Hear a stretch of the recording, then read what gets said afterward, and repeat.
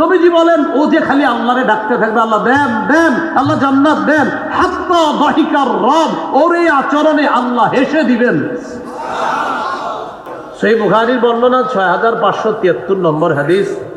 এই হাদিসটা ইমাম বুখারী রহমতুল্লাহি আলাইহি যে শিরোনামে আনছেন, বাবু সিরাত জিসরু জাহান্নাম, মানে পুল সিরাত, অর্থাৎ জাহান্নামের উপর দিয়ে একটা পুল হবে, যেটারে আমরা বলি পুল সিরাত। কিয়ামতের মাঠ জান্নাত, এই মাঝে জাহান্নাম, এখান থেকে একটা পুল হবে, এই ব্রিজ দিয়ে পার হয়ে ওপাশে যেতে হবে, এটাকে বলে পুল সিরাত। রাসূলুল্লাহ সাল্লাল্লাহু আলাইহি সাল্লাম বলেন, এই পুল সিরাতটা যখন স্থাপন করা হবে, স্থাপন করার পর বিহি কালালিবু মিসলু শাউকিস সাদান, এই পুল সিরাতের মধ্যে সাদান গাছের কাটার মতো কাটা থাকবে।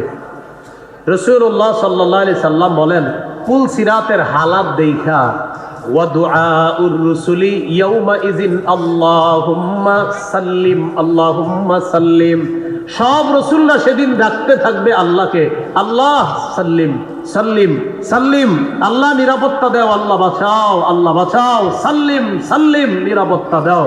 আর বুখারীর অন্য বর্ণনায় তো আসছে 4712 নম্বর হাদিস, আদম নবীও বলবে নফসি নফসি নফসি, নূহ নবী বলবে নফসি নফসি নফসি, এই হবে হালাত। রাসূলুল্লাহ সাল্লাল্লাহু আলাইহি সাল্লাম বলেন, আকুনু আউওয়ালা মাইয়ুজিজু, সর্বপ্রথম পুল পাড়ি দিয়ে আমি ওই পুলটা পাড়ি দিয়ে জান্নাতে যাব। এখন যাই হোক, মূল বিষয়টা যেটা, একদল জান্নাতি আর একদল জাহান্নামী।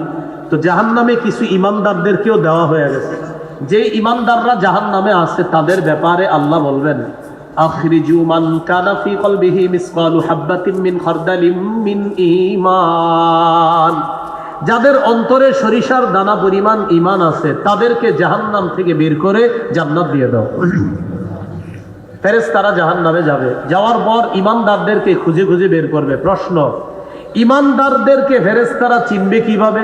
সবাই তো পুড়তে থাকবে, তো ইমানদারও পুড়বে, বেঈমানরাও পুড়বে, কিন্তু ইমানদারকে কিভাবে চিনবে? এই জবাবটা দিব আমার সাথে একটা ওয়াদা করলে, একক নামাজ ইচ্ছাকৃতভাবে আজকে থেকে ছাড়বো না ইনশাআল্লাহ। রাজি আসেনি সবাই ইনশাআল্লাহ?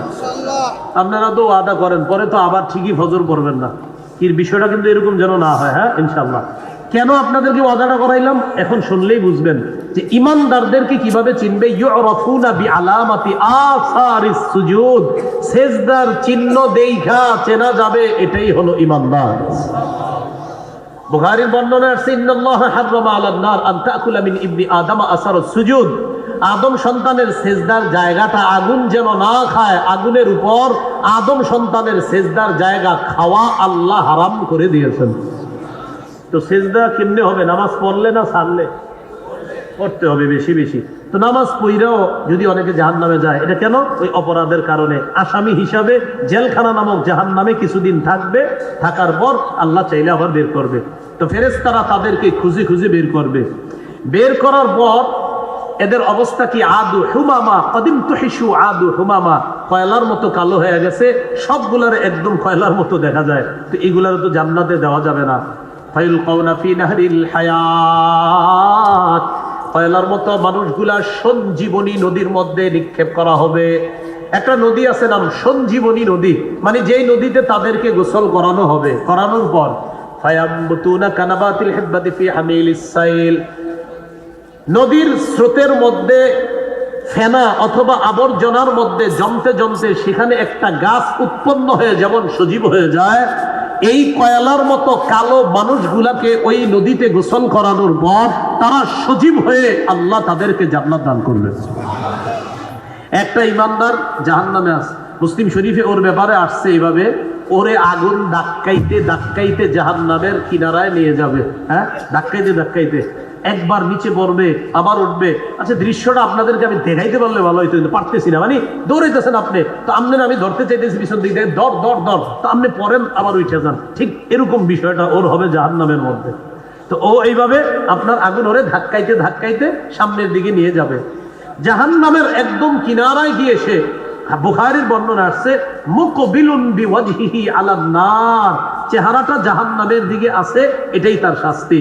এক সময় রবকে বলবে, ইয়া রব্বি কদ কাশাবানি রিহুহা ওয়া আহরাকানি যাকাউহা, হে আমার রব, আগুনের লো হাওয়া আমাকে ঝলসে দিয়েছে, আল্লাহ আগুন আমারে পুড়িয়ে দিয়েছে।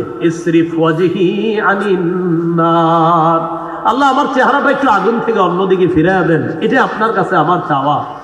আল্লাহ তাকে বলবেন, লাআল্লাকা ইন আ'তাইতুকা আন তাসআলানি গায়রা, আমি যদি তোমার চেহারাটা অন্যদিকে ফিরিয়ে দেই, তুমি আবার আমার কাছে আরেকটা চাইবা। বান্দা জবাব দিবে, লা আসআলুকা ওয়া ইজ্জাতিকা ইয়া রাব লা আসআলুকা গায়রা, আপনার ইজ্জতের শপথ, আমি আপনার কাছে অন্য কিছু চাবো না। ইজ্জতের শপথ, আল্লাহ আপনার চেহারাটা ঘুরান, আমি আর কিছুই চাইবো না। এটা বুখারীর বর্ণনা। মুসলিম শরীফে আব্দুল্লাহ ইবনে মাসউদ রাদিয়াল্লাহু তাআলা আনহুর বর্ণনায় আসছে, ওই ব্যক্তির চেহারাটা আল্লাহ ঘুরায়া দিবে। সুবহানাল্লাহ। চেহারা ঘুরায়া দেওয়ার পর মুসলিমের বর্ণনায় আসছে, তুদাউ লাহু শাজারা, তার সামনে একটা গাছ স্থাপন করা হবে। একটা গাছ, এই গাছটা এত সুন্দর, গাছের ছায়া আছে, গাছের পানি আছে। আল্লাহকে বলবে, ইয়া রব্বি আদিনিনি মিন হাদিহিশ শাজারা লিআস্তাযিল্লা বিযিল্লিহা ওয়া আশরাবা মিন মাইহা, হে আমার রব, আমারে আপনি এই গাছের ছায়ায় নিয়ে যান। মাবুদ, আমি গাছের ছায়া নিতে চাই, গাছের পানি পান করতে চাই। আল্লাহ বলবেন, আমি যদি তোমাকে গাছের ছায়ায় নিয়ে যাই, তুমি আবার আমার কাছে আরেকটা চাইবা। ওই বান্দা জবাব দিবে, আল্লাহ আপনার ইজ্জতের শপথ, আমি আপনার কাছে আর কিছুই চাইবো না। গাছের কাছে নিয়ে যায়, গাছের ছায়া নেয়, গাছের পানি পান করে। গাছের ছায়া পানি পান করার পর বান্দা বলবে, আল্লাহ আমাকে যে নিয়ামত দান করছে, দুনিয়ার পূর্বাপর কাউকে এত নিয়ামত আল্লাহ দান করে নাই। দেখছেন নি কি কয়, জান্নাতে যারা আছে তারা তো কত আরামে আছেন, ওর মনে হবে ওই সবচেয়ে আরামে আছে। তো এইভাবে গাছের ছায়া নেয়, গাছের পানি পান করে। হঠাৎ দেখে তুদাউ লাহু শাজারা হিয়া আহসানু মিনাল উলা, আরেকটা গাছ প্রথম গাছের চেয়ে অনেক বেশি সুন্দর। আল্লাহরে কয়, ইয়া রব্বি আদনিনি মিন হাদিহিশ শাজারা লিআস্তাযিল্লা বিযিল্লিহা ওয়া আশরাবা মিন মাইহা, আল্লাহ ওইটার গাছের নিচে নিয়ে যান, আমি ওইটার ছায়া নিব, পানি পান করব। আল্লাহ বলবেন, ওয়াইলাকা ইবনা আদম মা আগদারাকা, ও আদম সন্তান, আফসোস তুমি বড় গাদ্দার। এটা কিন্তু মহব্বতের গাদ্দার। কিসের? তুই এত দুষ্ট কেন? এটা মহব্বতে বলি না, এটা কিন্তু মহব্বতের। আপনারা কিন্তু আমার মনে করেন এটা ধমকের গাদ্দার, এটা কিন্তু মহব্বতের গাদ্দার। আল্লাহ বলবে, তুমি তুমি বড় গাদ্দার, খালি ওয়াদা খেলাফ করো। তুমি না বললা আর কিছুই চাইবা না, এখন আবার কই গাছের নিচে। মাবুদ এটাই শেষ, আপনি এখানে নেন, আর কিচ্ছু চাবো না। দ্বিতীয় গাছের নিচে নিয়ে গেছে, পানি পান করছে, ছায়া নিচে নেওয়ার পর ওই বান্দা হঠাৎ দেখে, তুদাউ লাহু শাজারাতুন ইনদা বাবিল জান্নাহ হিয়া আহসানু মিনাল উলাইয়িন, জান্নাতের দরজার সামনে আরেকটা গাছ, এই গাছটা প্রথম দুই গাছের চাইতে অনেক বেশি সুন্দর। ওলামায়ে কেরাম অনুবাদ না করলেও আপনারা বুঝতে পারবেন এ কি কইব। এখন আমার ওইটার কাছে নেন, এখন আল্লাহরে ডাক দিছে, আল্লাহ ওইটার কাছে নিয়ে নেন। আল্লাহ বলে, তুমি না বারবার বললা, হাদিসে কি আসছে, ফায়ুতিল্লাহ বিল উহুদিন ওয়া মাওয়াসিক, আহদুনের বহুবচন উহুদ, মিসাকের বহুবচন মাওয়াসিক। আল্লাহর কাছে অনেকগুলা ওয়াদা করবে, আল্লাহ আমারে নেন। আমরা মাঝে মাঝে বলি না, আপনি কি বলেন, যা কইবেন তাই মানবো, আপনি বলেন। ওই বান্দা আল্লাহকে বলবে, আল্লাহ আমি শত ধরনের ওয়াদা আছে, আপনি নেন, আমারে খালি একটু জান্নাতের দরজাটার কাছে নিয়ে যান। বুখারী বর্ণনা আসছে, কাররিবনি ইলা বাবিল জান্নাহ, আল্লাহ আপনি আমাকে জান্নাতের দরজার নিকটবর্তী করে দেন।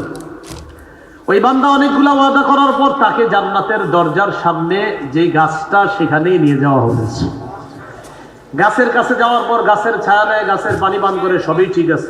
মুসলিমের বর্ণনায় আসছে তার কানে জান্নাতীদের আওয়াজ আসবে। বুখারীর বর্ণনায় আসছে সে দরজা দিয়ে ভিতরে তাকায়া দেখবে মানুষও সুন্দর, গাছও সুন্দর, বাড়িঘর সুন্দর, সবই সুন্দর।